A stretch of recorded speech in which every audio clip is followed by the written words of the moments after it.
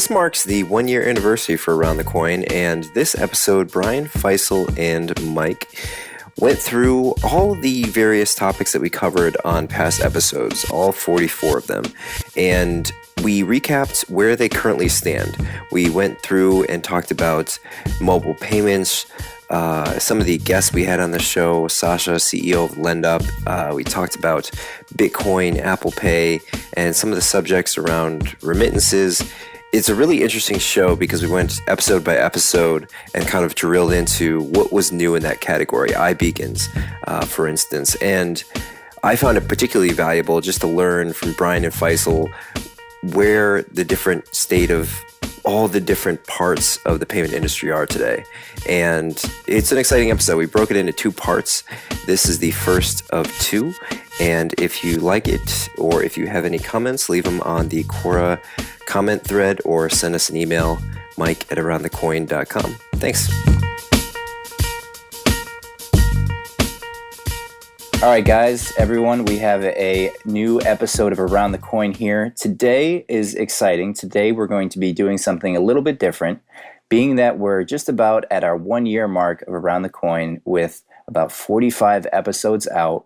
We're going to recap the last 45 episodes, kind of scroll through them from the most ancient to the most recent, and dig through the show notes and kind of rehash if there's any news in that topic, if there's anything particularly interesting, the status of the founders and the companies that we interviewed, the status of the topics that we covered, and kind of just give an overview of the world, or at least of the Around the Coin topics that we've covered. So as just a reminder to everyone, if you have any suggestions, questions, comments, whatever it is, put it in the show notes on aroundthecoin.quora.com, or send any of us a direct message or email mike@aroundthecoin.com. Brian, Faisal. Good morning. Good morning. Good morning. How are you? Fantastic. Excited for today? Yes. We are. Yes, we're going to see how accurate our prognations of the future have been here. So walk down the memory lane. January 21st, we talked about the tipping. Will Bitcoin either thrive or die? Well, it's thriving. It has not died. Has not dived, and it's not $5,000 a Bitcoin yet. No, the thing, and I think if we go back to that show and we actually listen to our predictions of where Bitcoin would be, we always said that it was going to be, I think my point, and I think yours, Faisal, was it's always going to be some magnitude above zero. So it's not going away. And I think that accuracy was very correct. When that show was recorded, we're probably looking at Bitcoin at around $300. And so realistically, Bitcoin has been on a fun ride throughout 2014. But I would say at that point in time, going back to that epoch. The day I posted it was 8:57. Yeah. 8:57. Yeah, so it was on its upswing. So we were on the peak. Okay, I was looking at it was a year before. Bitcoin it just came off one of its massive highs back at that moment, and so I was off by I was looking at the year prior to that. So in either case, what did we see? Bitcoin didn't collapse. It didn't fall apart. It didn't end. And I think at that point, most of the media was suggesting that Bitcoin would completely remove itself from the marketplace at some, close date, that it was an aberration. And I think it's fair to say that the first quarter of 2014 was pretty much the awareness and expansion phase for Bitcoin. So many companies came out, so many topics were covered within the Bitcoin space. So a lot in the education space and a lot in the startup space, I guess. And we had all through that period, Mt. Gox, we had the specter of regulation coming. So did Bitcoin go away? That was a meta question. No, it didn't. It thrived, as far as we can see, with transaction volume substantial this time of the year than it was in the beginning part of the year. Price stability. It's found its home, and that's a good thing as far as using it as a transactional currency. It's a bad thing if you're a speculating investor, and you're trying to ride waves as a commodity. Does that mean that Bitcoin isn't going to see some inflation? I think it's would be very simple and wise to say, of course, it's going to go up at some point in time. How far? That's anybody's guess. There are some mechanics that we're looking at today that seem to not make sense. There seems to be a lot more demand than supply, yet the average Bitcoin price is staying relatively stable. And not to mention, the oil price has dipped about 34%, and Bitcoin is still stable. This is amazing when you compare it to other commodity pegged pricing. You know, if you look at silver and gold during the same period of time, it shows Bitcoin as being relatively stable as a commodity. So I think we could pretty much say that there is a lot of accuracy here. You know, the other currencies are doing relatively well. Litecoin hasn't completely fallen apart. It certainly isn't at its peak of around $30 odd. But, you know, there are still miners out there that are doing relatively well. So I would say doing great.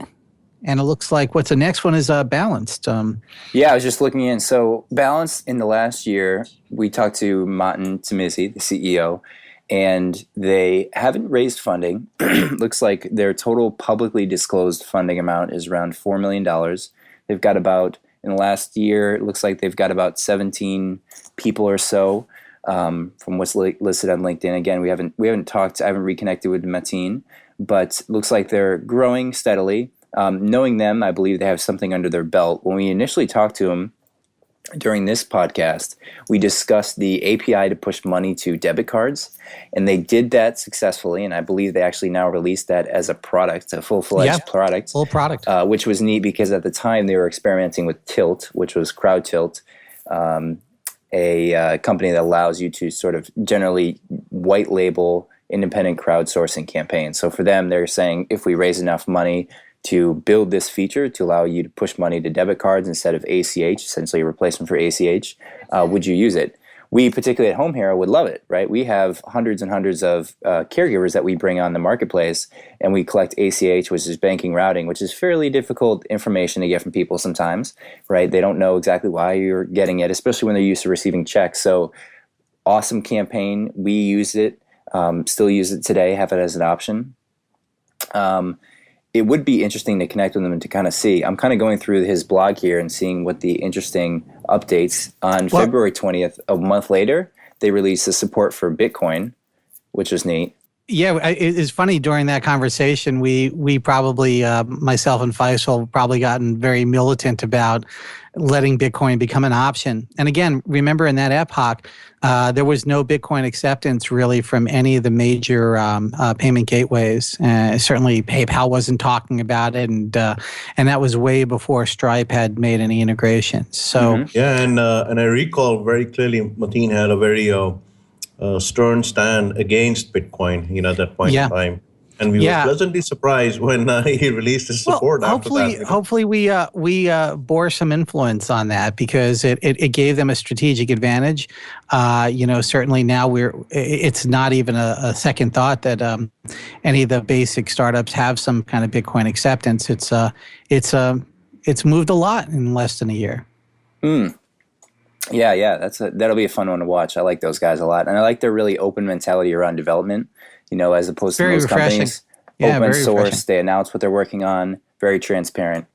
Next one we did was the Who Will Win Loyalty Battle and Why. This one I remember distinctly, Brian, you digging into. This is probably the first time you really did it well was the S&H green stamps, the history of stamps in the post office. That people came up to me afterwards and said, how does this guy know so much about stamps in the post office? And you drew the connection to payments and the whole ecosystem now so well. I remember that very vividly. Thank you. Such an interesting back. You know, that particular show, I think probably just like you, more people in the Silicon Valley came up to me. Some venture capitalists who really thought that everything was sort of just brand new. And I'm like, well, there was a time and place when most of America were licking green stamps and they just had no clue. And there's so much to be learned from that. And it's funny because the next generation of loyalty companies that are coming up, the ones that are really more API and Stripe and Balance like, in their approach, are taking this history to heart, and they're looking at mechanical load and cognitive load, and seeing that aspect is really kind of positive. And certainly, let's look at Starbucks.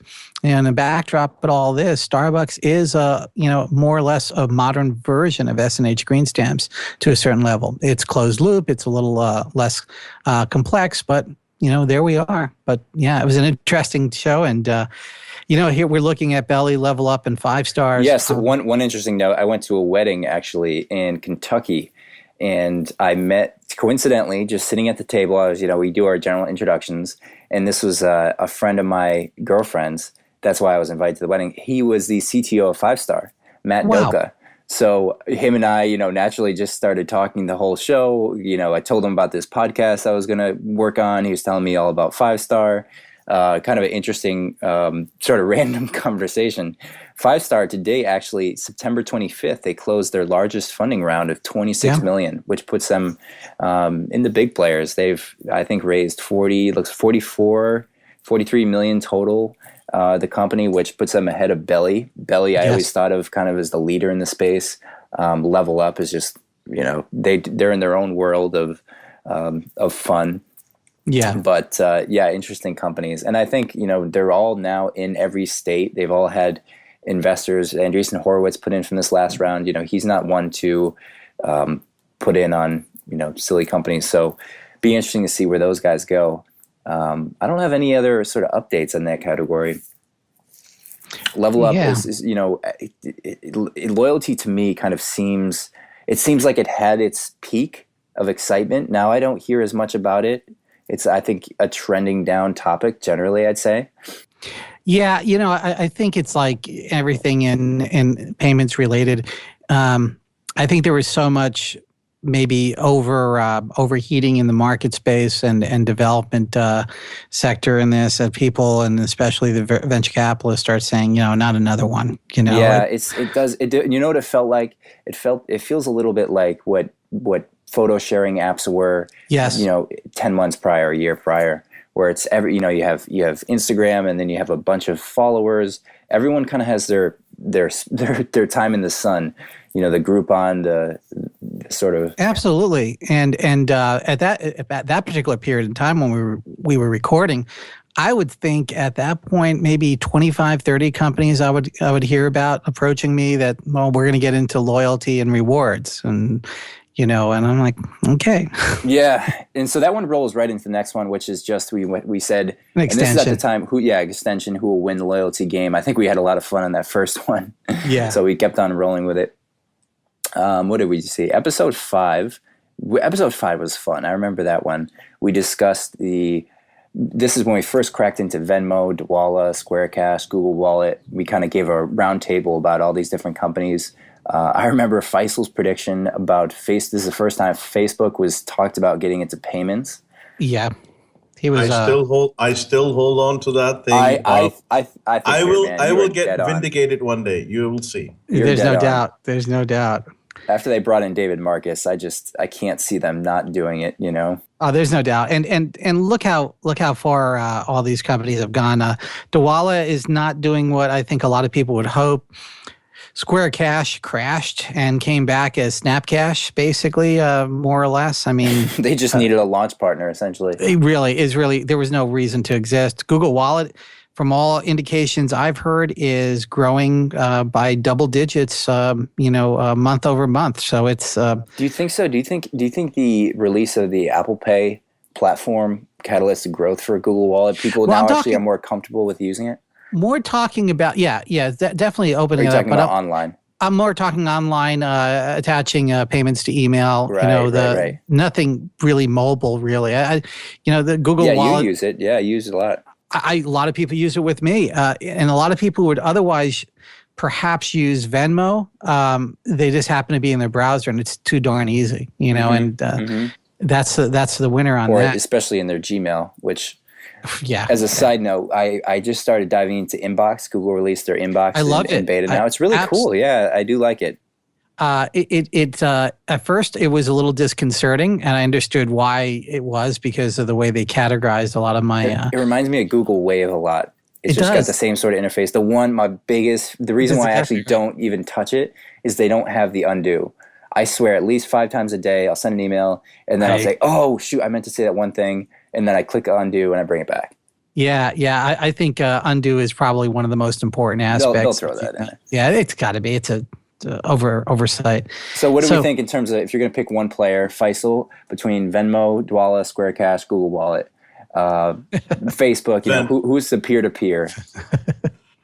Venmo at the time being, obviously, but I think, these guys. This time next year, we're all going to be talking about Facebook. These guys have a head start. I think this time next year, why not? Facebook payments, who knows? I just hope to God they get it right. Please, I'm telling you, this time next year, we're going to be sitting around, and probably right after Thanksgiving. Facebook Cash, oh my God, it just took over the world. And the guest for today is David Marcus, the man who made it happen. Yeah, we'll bring him on. We'll bring him on, definitely. Let's see, payment ecosystems. Well, that was just a general conversation. This one was inspired by Faisal's post, how the payment ecosystem works. And we dove it. I mean, this one just had so much content available to us.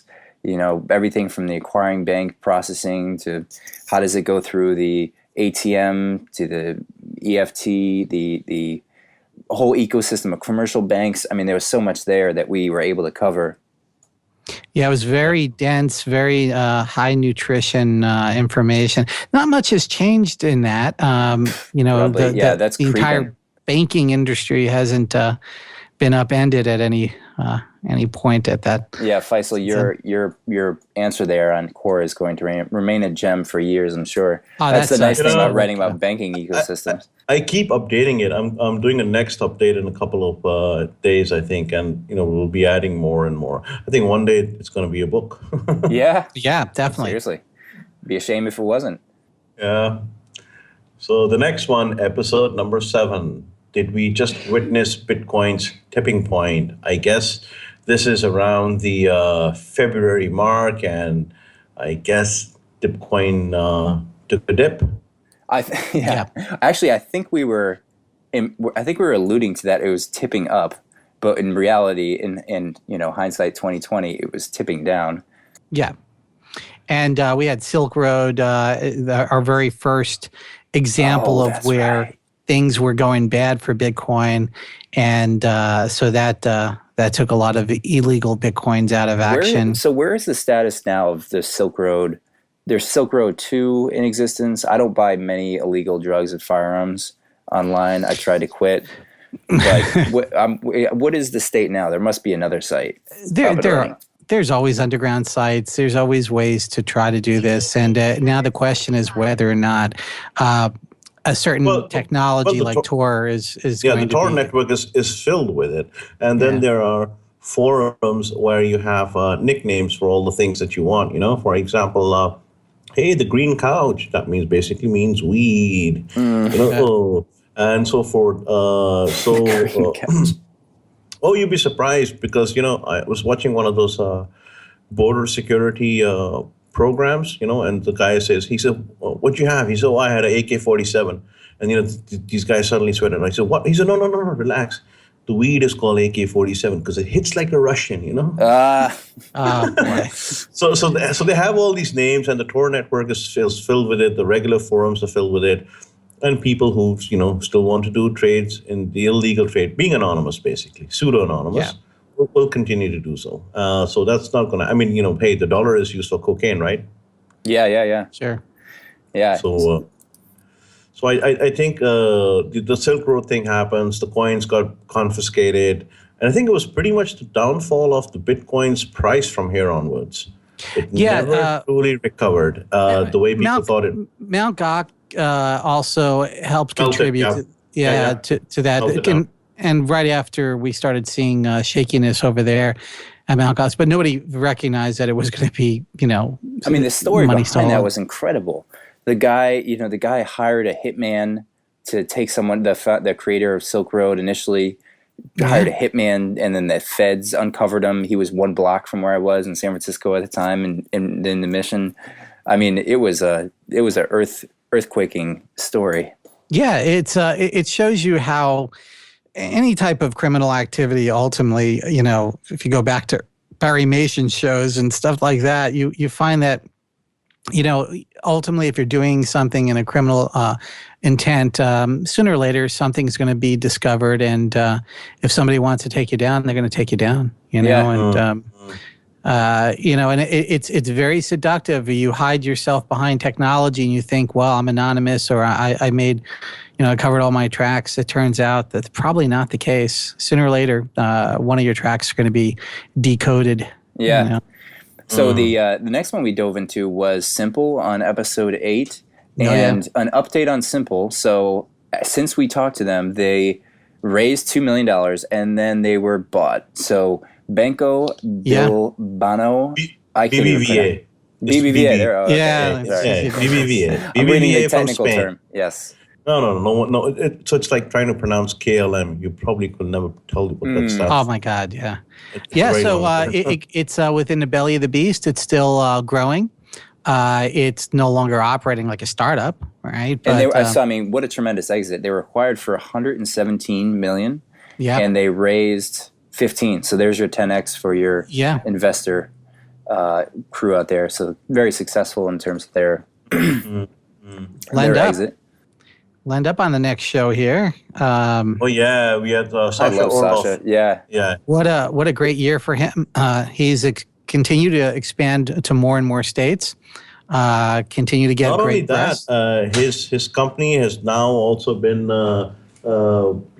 being the showcase for how the payday lending is not as nefarious, or the bottom feeders completely changed the image, reputation. The Yeah. And it also looks like when we had him on the show, he was less than a month away from closing his $50 million funding round. So he had a trick up his sleeve, which he concealed very well. But that puts him at close to $70 million in funding. They've got a fantastic team. I mean, from the interview sounds, he sold me absolutely. It sounded they have the world ahead of them. He's absolutely on the path of the future, not just for payday loans, just on-demand credit. I mean, he is on ground zero for on-demand credit. Mm-hmm. And it's the first time we also heard that a company is looking at social signals, although they were not using the social signals for the credit score calculation, but they were tapping them in. Yeah, do you know who else was one other company I remember distinctly we had on? Yeah.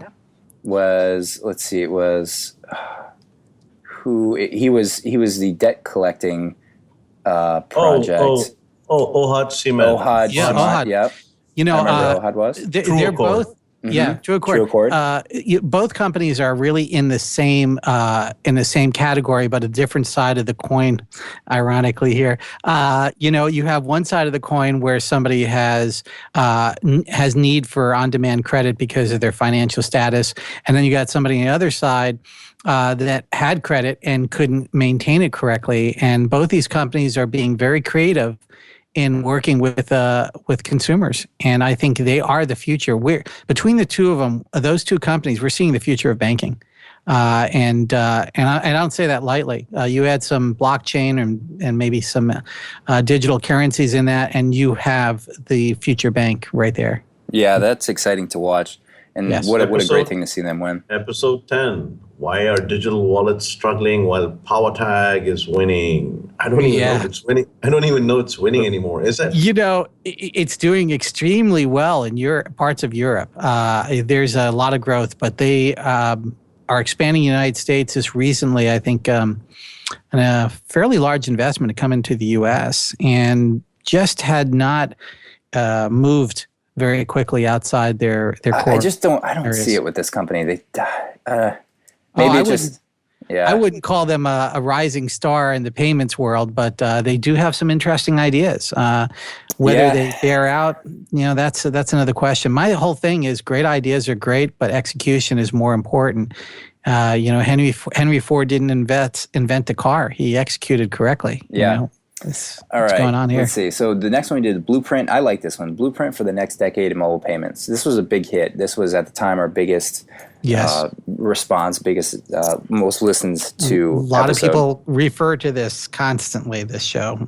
We should almost do a yearly update. When do we launch this one? In March. So we'll put down a note to do an update for the Blueprint for the next No doubt. the next year for mobile. No doubt. We need to revisit and see what. And you want to know what was in there? What was in there was Apple Pay. I was calling it iWallet at that point, and I was. Yeah, you were this crazy guy predicting Apple would get into payments. Yeah, and NFC and NFC's dead, or NFC represents NF. Well, they had a lot of different acronyms for that, but the whole thing was we were talking about.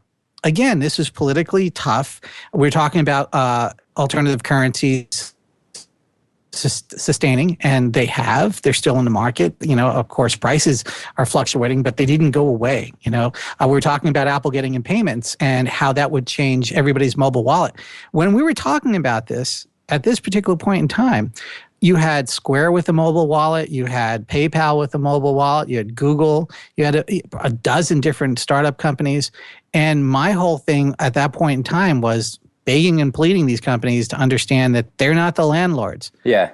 So they don't get to choose how the consumer experience. And I think I might have even brought up MCX because, at that point in time, and still my heart goes to MCX, is that merchants were creating their own wallet because Silicon Valley and legacy companies failed them.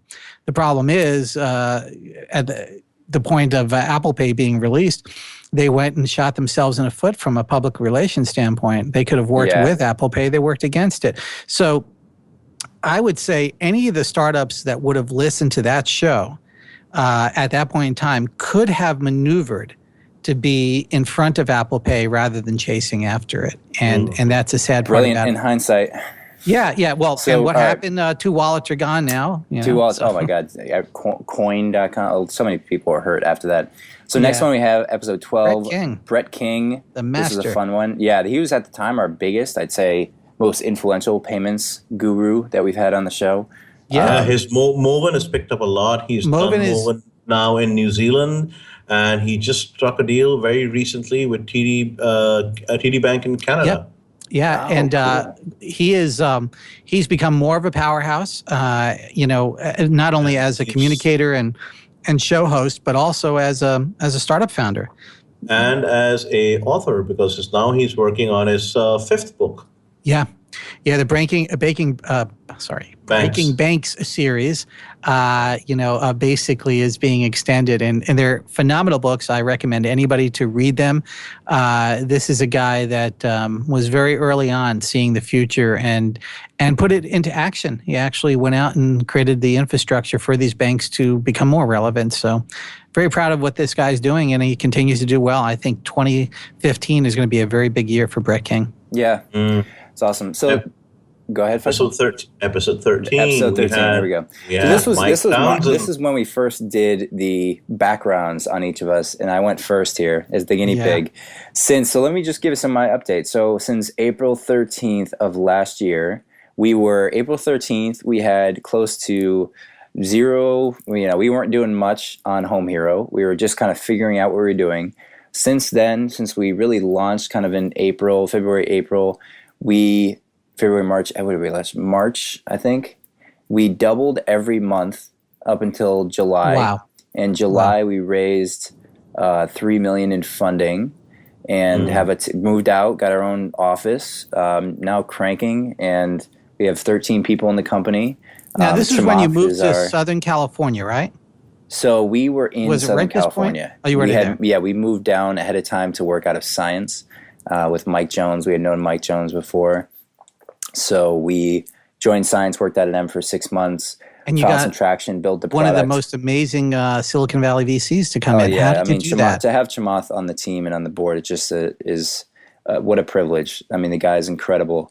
I can't say enough great things about him. So we're in what I believe just the best position to succeed possible. So yeah, couldn't be more excited to what we're doing.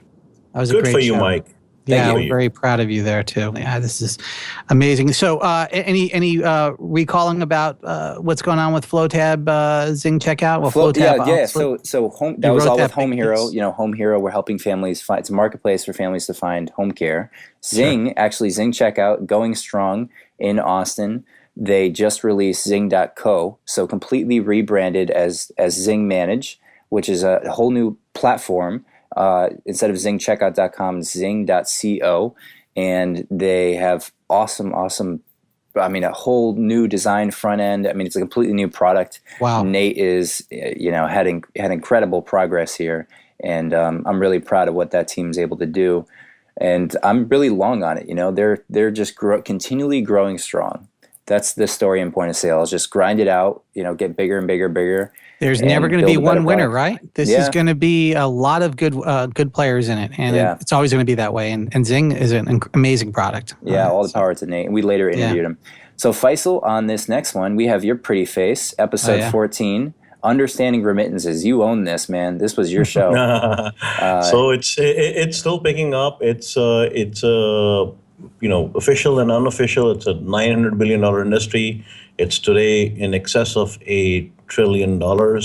And I think it's going to go even more so, pick up really sharply because of the fact that the new cryptocurrencies are coming in and they're allowing you to do micropayments, small value payments, which is a market that has never gone live. And I think that'll contribute greatly, immensely to this remittance landscape, and we'll see how it goes. Definitely got to go back to this show again and update it, because I think in the next 6-8 months, Faisal will probably have a whole lot to say about that sector more. Yeah, I bet. Next one, what Facebook is doing with money transmitter licenses and future uses for Bitcoin. Bam, there you have it, folks.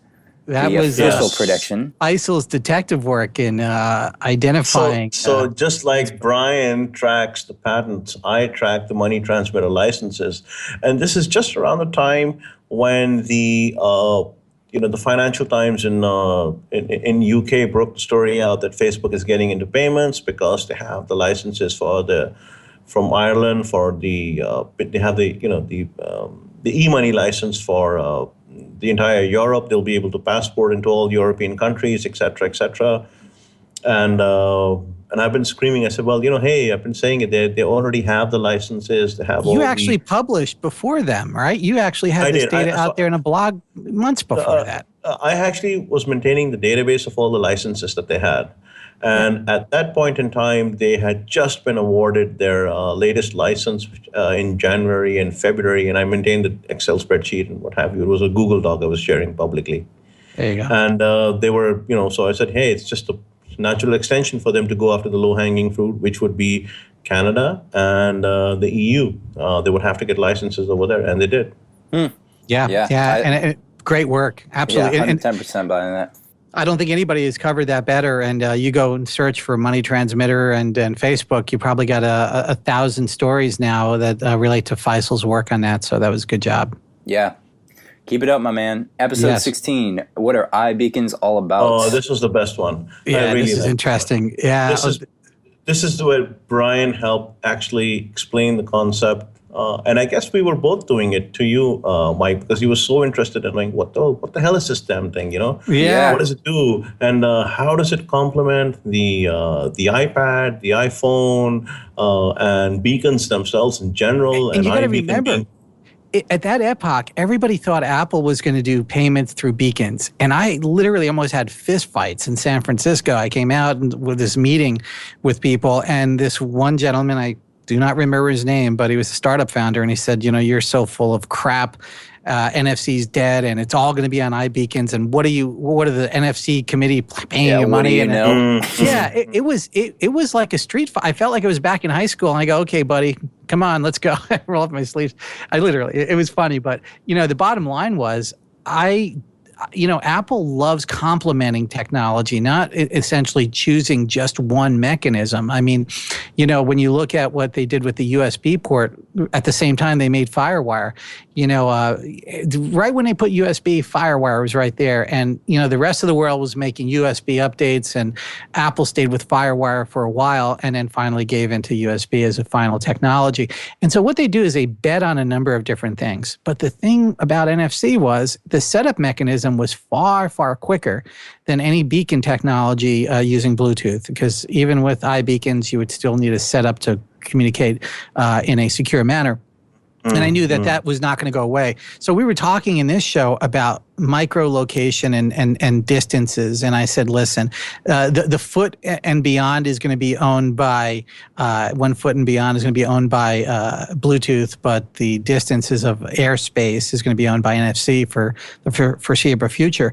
And then we talked about how this is going to play in. Now, anybody wanting to see what Apple Pay 2.0 and 3.0 is going to look like and believe that I was accurate about the NFC stuff, go to the show and you can see how it's going to complement. I think it's fair to say that many people were looking at the iBeacons as a standalone actor.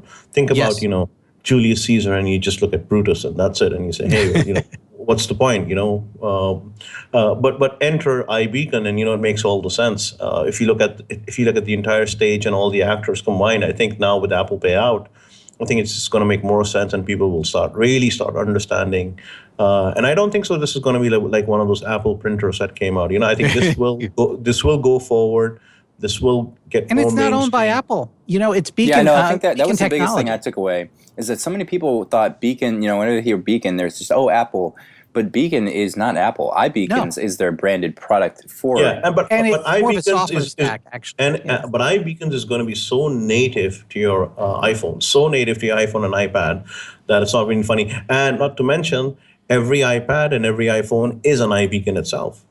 All the way back to 4, So, I mean, the bottom line is this technology is another sort of local internet that we need to be really interested in if you're in a startup community, because so much information is going to travel down that pipeline in what I call micro nano locations. So this is get on the Beacon stream. Episode 17, we had everything about money transmitter licenses. This was amazing. This was an amazing show. Faisal, again, this was your spotlight. So we discussed everything, because it was money transmission was just picking up. It still is now with the Bitcoin companies being classified as MSPs and so forth. So, we did a show on just explaining how the entire money transmitter ecosystem works, what it means to get 50 licenses, et cetera, et cetera. Faisal, I think you even predicted that Bitcoin might be treated as an MSP ultimately. I think we were talking about regulation, and you said, this may not be popular, but I have a feeling that your government might wind up making this.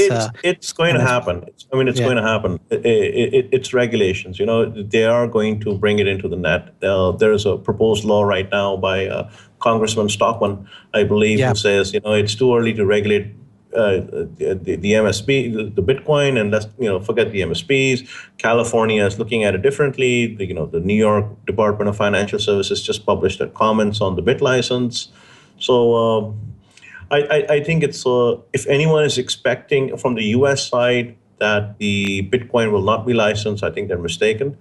And I think the Europeans might just have a head start because they're looking at it more so from, let it develop. Let's keep it neutral. Let's Hands off. That does feel like the right approach. And let's put very minimal controls on it. And sadly, in many countries, including Russia and Bangladesh and Vietnam, Thailand, trading Bitcoins is now illegal and a punishable affair. Ouch. So the MSPs vary, Yeah. So next one was I have a fun one. I remember Chris Larson being so professional with such a great background. It felt like he was perfect to do what he's doing with Ripple. Yeah. And you know what's really interesting? Right after this show, I think within a few days, his co-founder quit and formed Stellar. Stellar. But I think the most important walkaway point from this show was the first, I think, 10 minutes, where he actually explained our ability to exchange value, transfer value via TCP/IP, and how that is the crucial difference. That is the differentiator, that we figured out how to transfer value without the threat of double spend and the consensus network. And Ripple Labs has been doing phenomenal. They have bank relationships Absolutely. that they've been working on. It's all in the background. They've got Fidor Bank. They've gotten Kraken on board. They've gotten what's this called, Earthport, which is one of the largest payment networks in the world. So I think they're going eventually. I think the concept of correspondent banking, the concept of this bank exchanging money with the other bank is going to disappear, because correspondent banking means you have a fixed settlement type, a time to do it, and I think Ripple is just going to disrupt that altogether. And of course, that was from a time and place when networks were not actively and live connected, so you needed correspondent. Ripple is taking advantage of that. They're a slow-moving operation from the exterior, but from the behind the scenes, they're aggressively working with banks and really growing the network. It is a bit hazy now where Stellar is going to fit in, because you do have a bit of a dichotomy that's being created between the two. It'll be interesting to watch that one play out. All right, so we're going to pick up the pace a little bit. We're on episode 19, and we need to get to 44. So, episode 19, we talked about $3.2 billion acquisition of Beats by Apple. What a great buy. I mean, I would just say that was groundbreaking. I don't think there's any big news there. Well, you want to know what's really interesting? There is some great news. Beats is outselling all headphones, quality headphones, 5-1 since the Apple acquisition. You go into an Apple store right now during the holiday season, you almost can't watch 3 people go by without somebody buying Beats headphones. That was not the case 1 year ago. So Apple made an incredible investment, and everybody thought it was about the headphones. And Tim Cook came out and pretty much said in interviews, nope, it was about music, human curation. Yeah, they were very and that's the open about future. that. Music, human curation. And, I wrote a piece about that on Quora, and everybody said, no, that can't be it. And Spotify is going to take over. Apple's made an investment in essentially the modern human disc jockey, the ability to make connections between songs that algorithms currently can't and probably won't. A lot of it's very intuitive, and I have yet to see the classic. That would be exciting because iTunes is not where it used to be. It's a different world, right? I mean, just in a year even. I mean, a lot of young people will not even log into iTunes anymore. It's sad. So let's see. Episode 20. Yeah, episode Quora. 20. So this was fun. This was kind of the first time we talked about Quora internally, which we later touched on, but how it's going to monetize. I mean, at this time, I think they did have the credit system out. So I think we all kind of agreed it was going to be based around that credit system. But it was fun to talk about Brian's background, how he's, how we all got on Quora. Faisal, I remember you saying you spent a year just delving into knowledge, just writing as many Quora answers as you could. You came out with your diploma in Quora, essentially. PhD in Quora. The next one, episode 21, was the Apple WWDC. Brian, you went to this, right? Yes. You were there. Yeah, that's right. I remember this. And again, I got to see a lot of things. I can say I worked with the very first version of what we now call Apple Pay. Was this the iPhone 5S release conference? Is this when they pushed that out? No, this was, I don't think S was being announced at that point. So I remember the fingerprint was the big, you had so many answers on Quora about their acquiring technology to build the fingerprint scanner. Yeah, that was actually before this. So that we had already had fingerprint technology. We were just more during the WWDC talking about software and how Johnny Ive created a more flat. Was released. Yeah, and a more flat icon sets and an extension of that.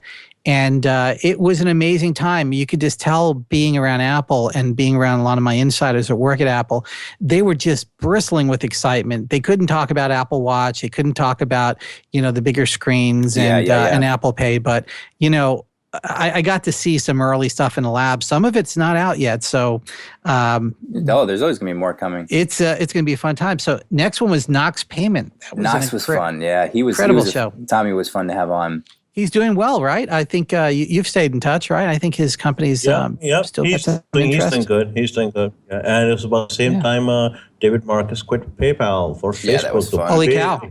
I mean, the And Earth moved that day, right? Yeah, and everybody's wondering, where did he go? Well, he went over and he went to Facebook, and everybody goes, oh, he's just going to work on Messenger. That's no payments That was involved. why would you bring that guy on to do Messenger? Made no sense. I don't see why. Well, And then we Yeah, delved into 10 cents and WhatsApp and And then you have Mark saying in an investment call, of course he's going to do payments. We're just not going to talk about it. Whoops, slipped a little bit.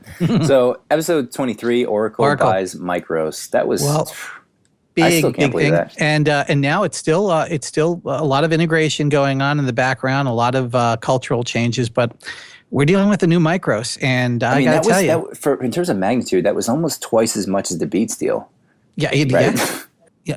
But let me tell you, Larry Ellison.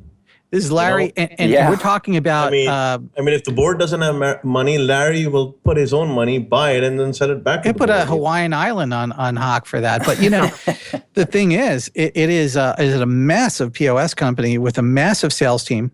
The reason why Micros does so well, and again, it's so hard for Silicon Valley startups to get a hold of this, is because the company has one of the most effective sales groups in the country when it comes to business sales. You can't make that overnight.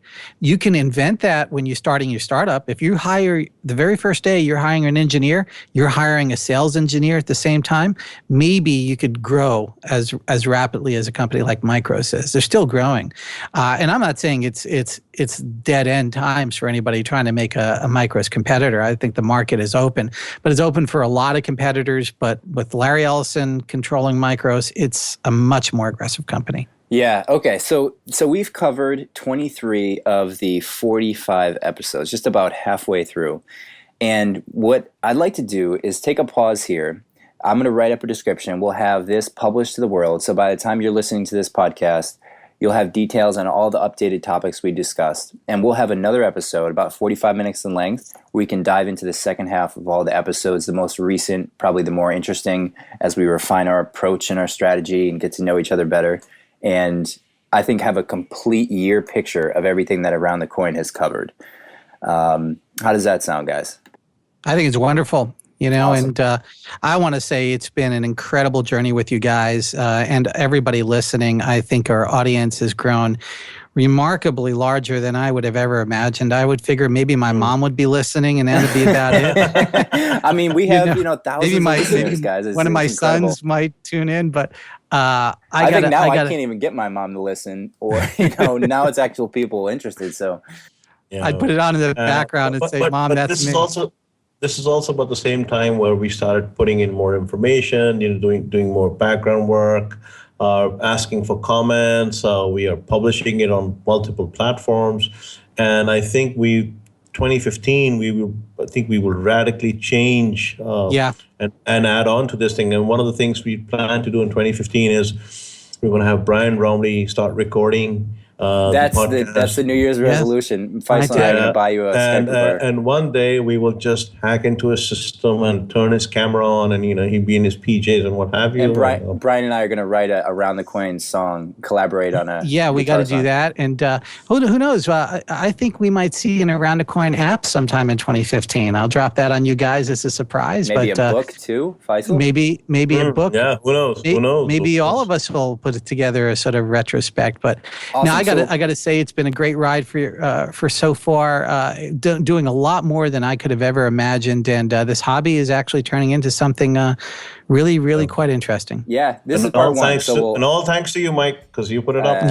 Yeah, Mike, brilliant, absolutely brilliant, very persistent. You got us all together. It would have been impossible without it. Great. This is part one. So part two is going to be even bigger, even better, and we'll do it in a few days' time.